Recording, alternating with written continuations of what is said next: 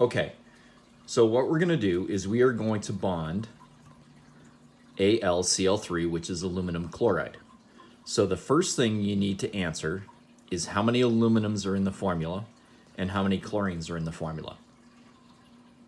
Now I'm assuming everyone knows that there's one aluminum and you need 3 chlorine atoms to form this compound.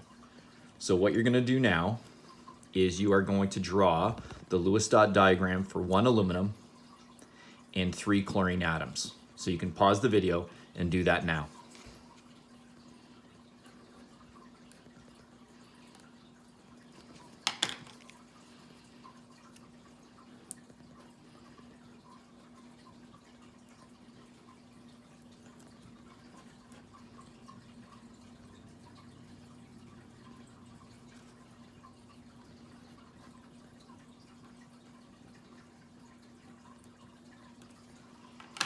Okay, hopefully you're done, and you should get something like this. Now, it doesn't matter where you're placing the aluminum atom and the chlorine atom. You'll also notice that I use different symbols, and I can't tell if you know that there's different colors here, but that's totally up to you.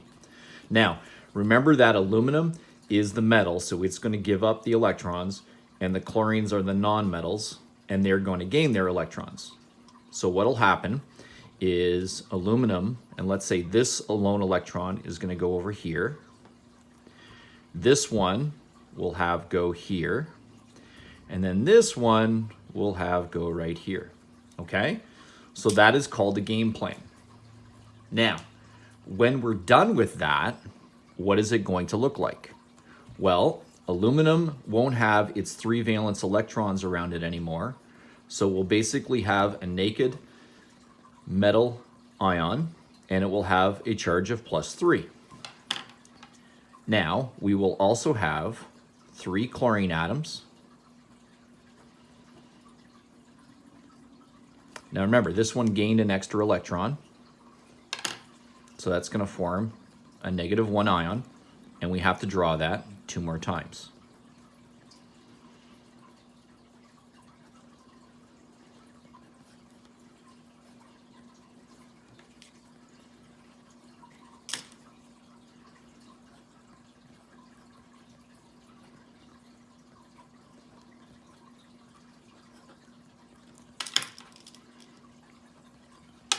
And that is what aluminum chloride would look like.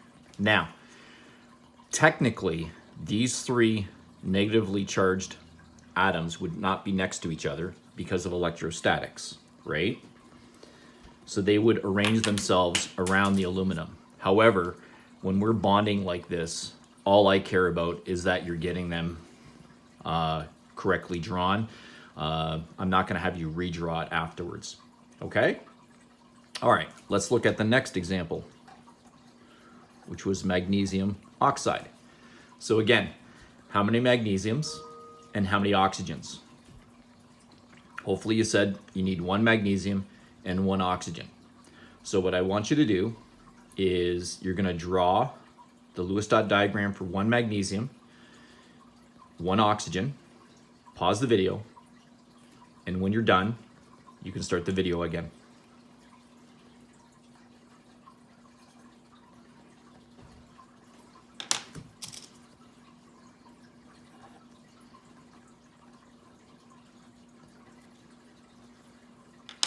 Okay, so again, magnesium is the metal, so it's going to lose the electrons, and oxygen is the non-metal, and it's going to want to gain the electrons. So what'll happen is this single electron will go over and pair up with that one from oxygen, and then this one is going to go right there. Now when we're done, what's this going to look like? Well, magnesium has lost all of its outer electrons, so we are going to have a magnesium +2 ion. It's naked, no electrons around it. And then we are going to have a single oxygen ion, and it's going to have gained an electron there, gained 1 there. Remember, square brackets always around an ion, and that's going to have a -2 charge. Let's take a look at the next one, which is calcium fluoride. How many calciums? How many fluorines? Hopefully you said you have 1 calcium and you need 2 fluorines. So same routine here. Draw the Lewis dot diagram for 1 calcium, 2 fluorines. If you want, you can even try the game plan and try the whole thing. You can pause it at this point, and then see if you come up with the same game plan and end product that I do. Okay? So pause it and then start her back up again when you're done.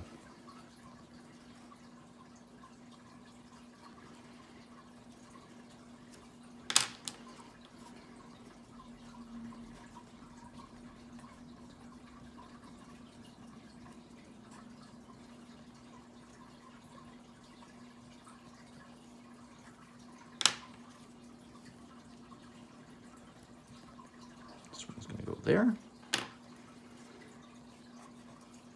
In the end, I'm going to have a naked calcium metal ion with a +2 charge. I'm going to have 2 fluorine ions.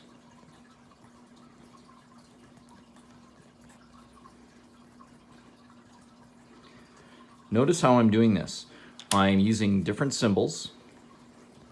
I'm making sure that I'm drawing the regular fluorine. I add that extra electron, and then I put the square brackets around it and the charge. And you should end up with that. All right, turn the page. 2 more to do.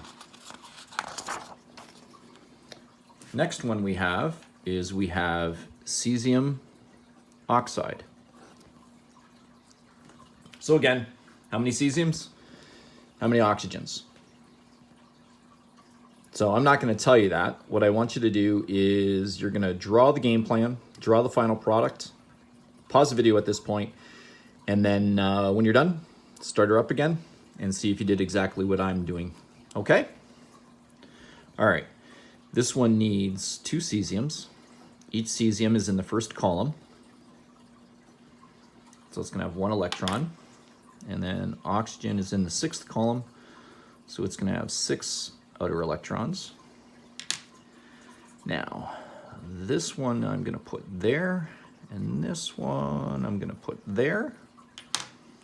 So when I'm done, the cesiums will be naked, no electrons around them. That one will be +1. I also have another cesium metal ion, +1. And then my oxygen, there's the regular oxygen. It gained an electron there, gained 1 there, and it will have a charge of -2. And again, look what's happening here. You got a total positive charge of +2 and a total charge of -2. They cancel each other out and the compound is neutral. Which, by the way, when you're ionic bonding things, all your compounds should end up being neutral. Hopefully you got that. All right, one final one to do. This is going to kill some trees here. We're going to do aluminum oxide.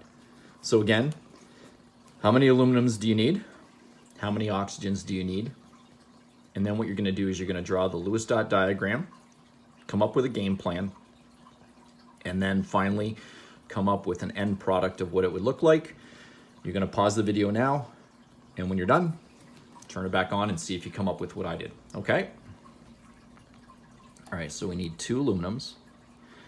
Each aluminum is going to have 3 valence electrons. It's in the 3rd column. We need 3 oxygens, 6 electrons each.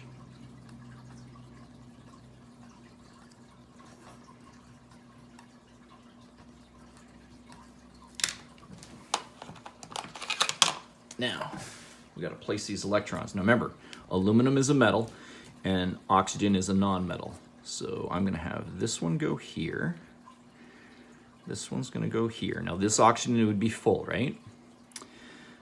This one's going to go here. Let's go this one there. So now this oxygen is full. This aluminum would be empty, so that's happy. And then this single one will go right here. And then this last one will go here. So if I do that, all my aluminums are empty, so they'd be happy, and all my non-metals would be all paired up.